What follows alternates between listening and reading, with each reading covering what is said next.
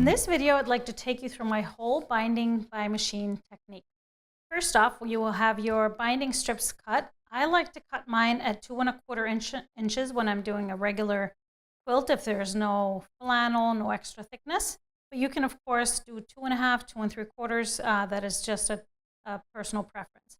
So I cut them with the fabric. And so the first step is we want to piece them together into one long strip. And then we are that way we're creating that binding strip. So we take our strips and you want to lay them right sides together at an angle like this. So coming together at a 90-degree angle. And I am just eyeballing. I see there's a selvage here, so I know I can have a pretty straight line. But I like to take a ruler where you have that 1/4 inch line on it. And I'm going to line that 1/4 inch line, align that with the 2 corners here.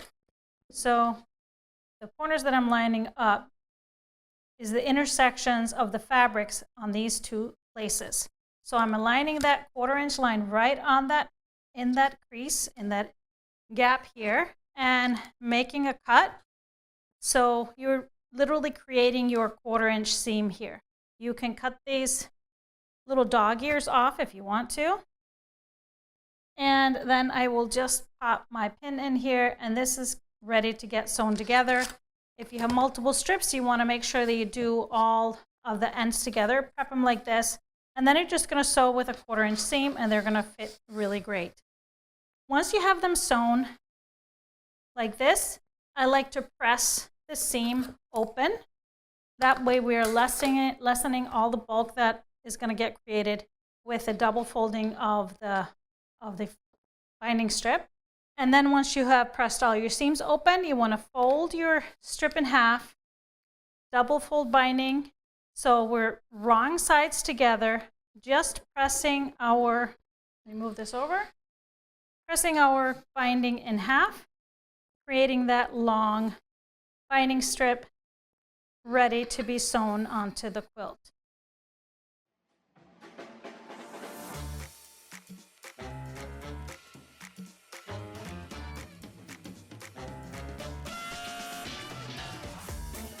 So here I have my quilt. You want to have it already trimmed.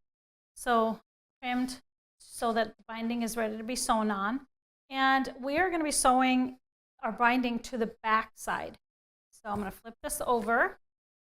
Now one thing I always test, because we have obviously our binding strip will have seams, intersections, and we want to try to avoid having those seams land on a corner. So I always kind of measure things out. So I will start with my one end and just kind of lay the strip like this, making sure I can see where those intersections are and they're not going to land on a seam. So pre-planning that, avoiding that situation. So, and if it happens to land somewhere close, I just adjust where I start to sew. So this looks good to me. So I know I want to start here, and we're going to leave a tail on the end. Always leave a tail on the end. So I am going to put a little clip here, and this is where I'm going to start sewing. So I'm going to put this under my sewing machine. I'm going to be using a walking foot on my machine. Very, very helpful when you're sewing through multiple layers. And I prefer to sew with just a tad bit larger than a 1/4 inch seam. You can do a scant 1/4 inch, whatever, however wide you want your binding to be. So once we start sewing, I back stitch at the beginning, and then we're going to sew all the way to the corner. And I prefer to fold my corners as I sew instead of pre-folding them, because you never know when you get to it if you have a little bit of a bulk at the end. So I will show you at the sewing machine how we fold and miter our corners.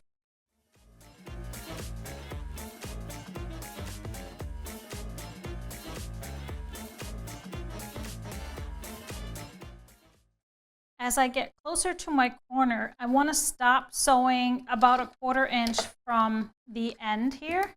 And so I'm just looking at it and putting a little pin, which is helpful to know exactly where to stop sewing. So I'm going to keep going all the way to my pin. And then just, I like to backstitch here. Once I get there, backstitch just a couple of paces back, remove my pin, and then lift up my foot. I'm actually going to just cut my seams. I usually don't cut my seams, but so that you can see this better. So now I turn my whole quilt because we're ready, getting ready to sew down the next length.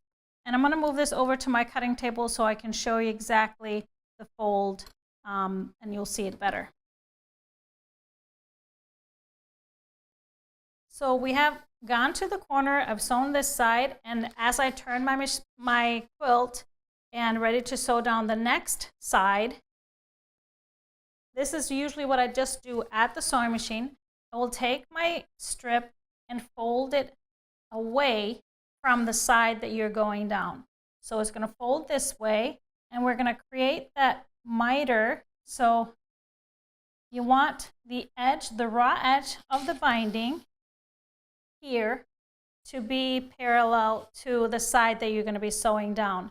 And once you see that this is parallel, you can make a little crease here. I put my finger right on the fold, bring the strip back down, and until it is even with that corner of the quilt, like this. And now it's ready to be sewn. You can pop just a clip in here or a pin. And now you're going to be sewing all the way from the edge and then continuing down to the next corner. And we're going to repeat the process on each of the corners. Once you get around to the tail that we left open, we want to leave at least an 8 to 10 inch gap here. So you want to stop sewing here and backstitch, and so you can have 2 tails on each side.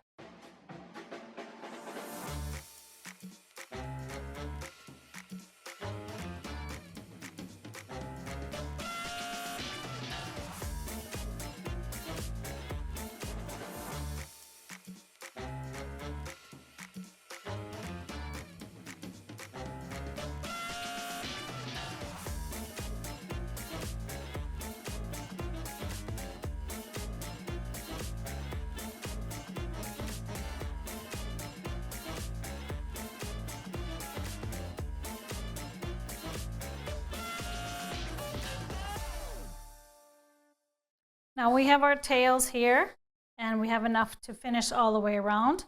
What I do here is just, I'm going to trim my selvages off of this end so it is nice and straight.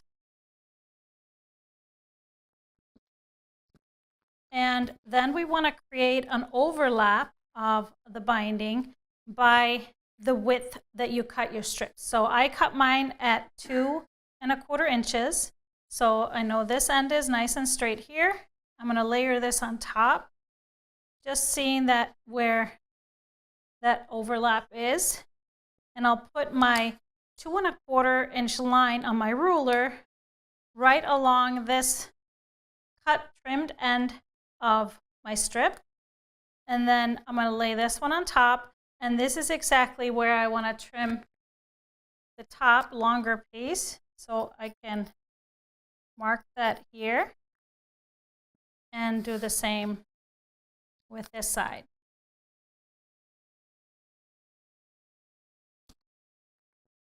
Once they have been trimmed, we want to piece these guys together on the diagonal just like we did with the other joining of the other ends of the binding strip. So we want to just fold this up to be able to have some room, and I like to just use my big clips to hold these together. So as your pieces come out like this, I like to just pull my bottom piece, open it up like this, and then this one is going to come on top. We're going to open it up just like so. And so two options here. You can trim this just like we did with the other pieces. Trim it 1/4 inch from the edge, or I like to just draw it. So just place your ruler right on those corners. It's a little harder to get in here, but find that corner on one side, right there, and then on the bottom side. It's giving me trouble, so I'm going to grab some pins. And sometimes if you feel like this is a little short, you can always rip a little bit of that binding so you have a little more room to work here. Because now you've measured everything and nothing is going to alter that. So again, laying these two on top. Now this is much easier. And you can pin this right away. So I like to put a pin this way and then this way. So it's not going to be, you're going to be sewing between those two when you sew this together. And then you can draw your line from the corner to the corner using either a chalk or something you can see on your fabric. And so you're just going to stitch on that line and then trim the outside part off. And we're going to do the same thing. I'll bring it back here once I have this sewn so you can see how we fold this out and press it.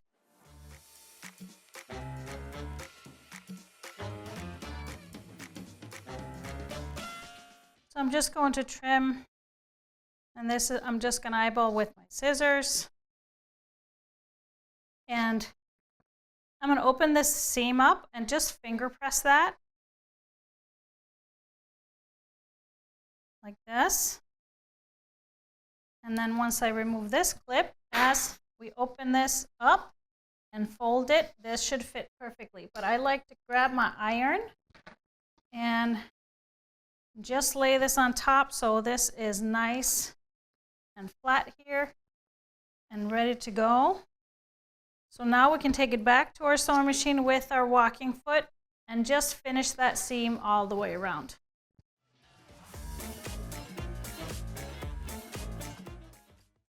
So now that we've sewn around the whole thing, it's time to press our binding. So we're still working from the back side, and we want to push our binding out with our fingers and then just press all the way around.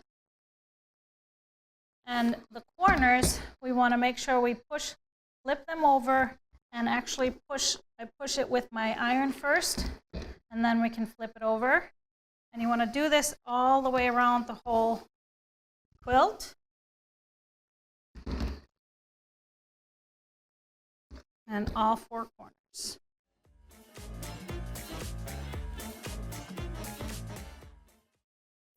And now we flip it over, and I like to, on this side, do a second press. So sometimes these little edges of our quilt get a little flipped up. So I like to go around the whole edge and make sure I press those edges really nice and flat with steam.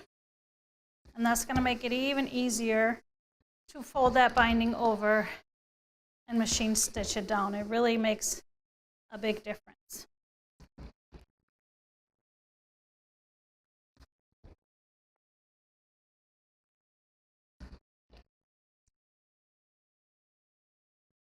So once you have that done, we are going to start folding our corners. And I like to have pins. I like to pin all my four corners before I take this to the sewing machine. So what we want to do is just bring our binding over the raw edges, and you see where we sewed this from the back side. We want to obviously our binding to reach over and cover that seam. So I will press this down and all the way down to the corner. And that corner, I give it a little press this way as well, and you'll see that it'll create that miter right away. If you have any threads in the corner, I like to trim them away because we don't want any extra bulk in that corner, however little it may be. So there. And now I'm just going to hold this fold and fold it over to create my little corner, my perfect miter. You can adjust and see that really coming together. And I like to pin this fold so that it's nice and secure, looking exactly how I want it. So I can show you that mitered corner with that fold right coming from the corner and out to the corner of the binding. And so then I continue and press my binding over the edges all the way around.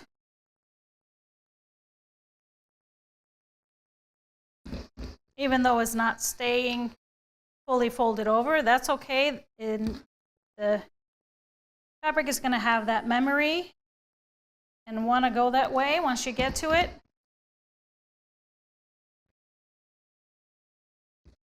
And so then once you're to the other corner, we do the same process with the next corner. Folding it over and pinning it. Give it a little press before I pop my pin in. And now we're ready to go to the next side.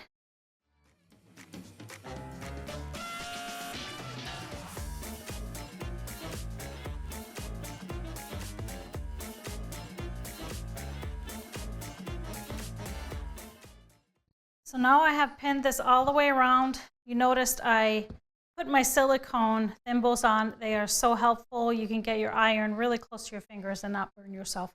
So now we are taking this back to our machine, and now it's just time to stitch our binding down. So I do a couple of different options here. You can always use whatever decorative stitch that you would like.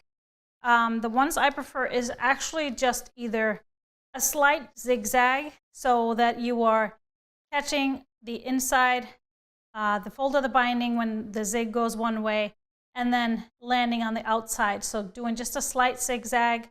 That one takes a little longer. It looks nice, especially when you have a table runner or such. The other option that I'd use most often is just a straight stitch, just catching that edge of the binding and going all the way through. What you want is, of course, use thread in your top that matches your binding, so it's going to hide nicely.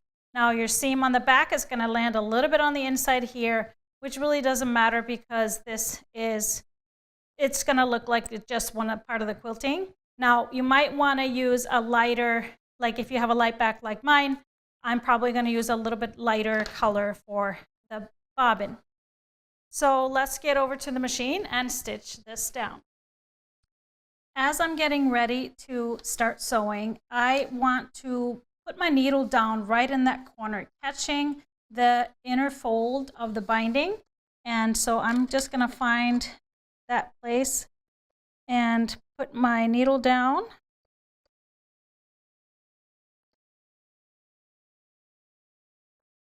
And put my foot down. And then I can remove that pin.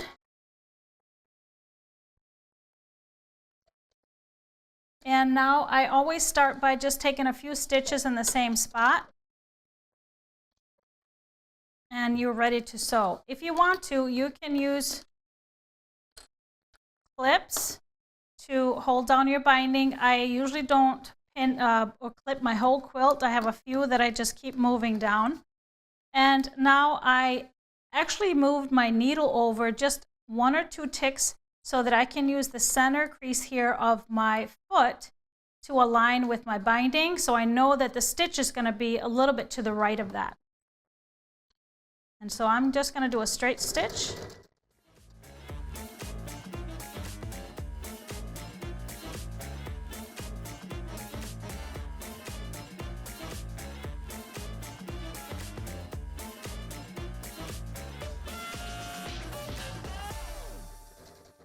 Once I get to the corner, I again want to go slowly and keep going. Be ready to remove that pin and stop. Make sure my needle ends up down right on that intersection, and so I can secure that corner. And then I'm ready to turn. my quilt and then continue down the next side.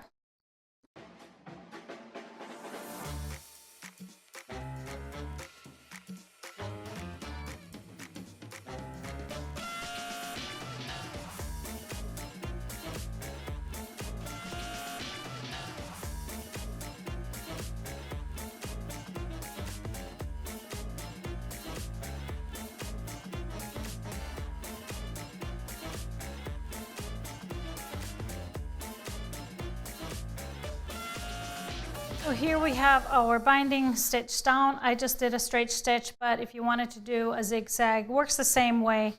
And I tell you what, a machine stitch binding is going to hold up a lot better if there's items that you need to wash a lot, and plus it's a lot quicker.